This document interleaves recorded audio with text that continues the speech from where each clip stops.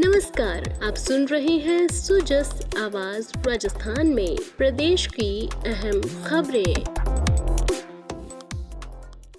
आज आपको बताएंगे कि क्यों लागू होनी चाहिए राजस्थान की योजनाएं पूरे देश में। खनन के साथ ही क्यों जरूरी है पर्यावरण बचाना। और विशेष योग्यजनों को मुख्यधारा में लाने के लिए क्या कर रही है गहलोत सरकार। लोगों को सामाजिक सुरक्षा देने में राजस्थान आज दूसरे राज्यों से कहीं आगे है। यहाँ की जन कल्याणकारी योजनाएं और कहीं नहीं है। मुख्यमंत्री अशोक गहलोत ने आज कोटा में मीडिया से बातचीत में कहा कि लोकतंत्र में सरकारों को देखना चाहिए कि जनता के मुद्दे क्या हैं। हमारी सरकार ने जो फैसले किए हैं वो ऐसे फैसले जो हिंदुस्तान में किसी राज्य में नहीं हुए, इंक्लूडिंग ओपीएस, इंक्लूडिंग चिरंजीवी योजना, इंक्लूडिंग उड़ान योजना जो महिलाओं के लिए है, नैपकिन। ये फैसले हिंदुस्तान में कहीं नहीं। तो जनता कन्विंस है सरकार के कामों से। हर विधानसभा क्षेत्र में जो मांगा हमने सब दिया है। चिरंजीवी योजना के जरिए राजस्थान की चिकित्सा व्यवस्था का कायाकल्प करने वाली गहलोत सरकार ने बड़ा कदम उठाते हुए 284 ग्राम पंचायतों में उप स्वास्थ्य केंद्र खोलने को मंजूरी दी है। इस प्रत्येक सब सेंटर पर महिला स्वास्थ्य कार्यकर्ता की नियुक्ति होगी। इससे लोगों को स्थानीय स्तर पर बेहतर चिकित्सा सुविधा मिलेगी। आज अंतर्राष्ट्रीय दिव्यांगजन दिवस है। इस अवसर पर प्रदेश भर में कई कार्यक्रम हुए। मुख्यमंत्री ने सोशल मीडिया के जरिए कहा कि हमारा प्रयास है कि दिव्यांगजनों को ज्यादा से ज्यादा सुविधाएं मिले, जिससे वे अपनी योग्यता साबित कर आत्मनिर्भर बन सकें। जयपुर में हुए राज्य स्तरीय समारोह में सामाजिक न्याय और अधिकारिता मंत्री टीकाराम जूली ने कहा कि गहलोत सरकार विशेष योग्यजनों को समाज की मुख्य धारा में लाने को प्रतिबद्ध है।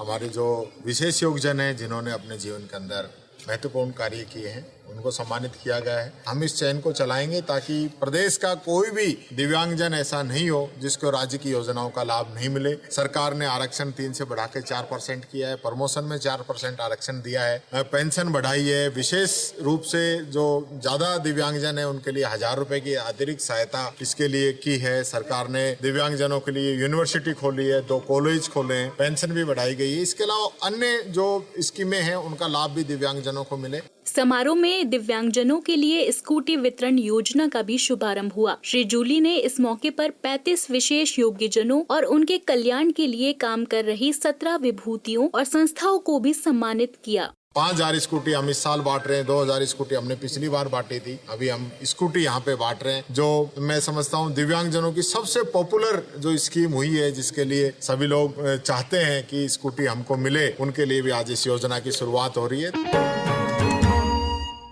खेल राज्य मंत्री अशोक चांदना ने बूंदी के हरणा में काछोला से देवडूंगरी तक की सड़क का डामरीकरण शुरू कराया। उन्होंने कहा कि आने वाले समय में हर पंचायत का अपना खेल मैदान होगा। उधर तकनीकी शिक्षा राज्य मंत्री और जोधपुर जिला प्रभारी डॉक्टर सुभाष गर्ग ने जोधपुर में चल रहे विकास कार्यों की समीक्षा की और काम में तेजी लाने की बात कही। मुख्य सचिव उषा शर्मा ने भी आज अपने सीकर दौरे में कई कार्यक्रमों में शिरकत की। उन्होंने गहलोत सरकार की फ्लैगशिप योजनाओं की प्रगति का जायजा लिया और उनसे ज्यादा लोगों को जोड़ने के लिए सभी जरूरी कदम उठाने को कहा। राज्य सरकार की नीति है कि यहाँ अवैध खनन नहीं हो और वैध खनन को प्रोत्साहन मिले। ACS mines doctor Subodh Agrawal ने कहा कि झुंझुनू और सीकर जिले में मिले लोहे और तांबे की सारी दुनिया में पहचान है और अब यूरेनियम मिलने से तो राजस्थान नया अध्याय लिखने जा रहा है। उन्होंने सुरक्षा मानकों पर चलते हुए श्रमिकों में जागरूकता बढ़ाने और पर्यावरण बचाने पर जोर दिया।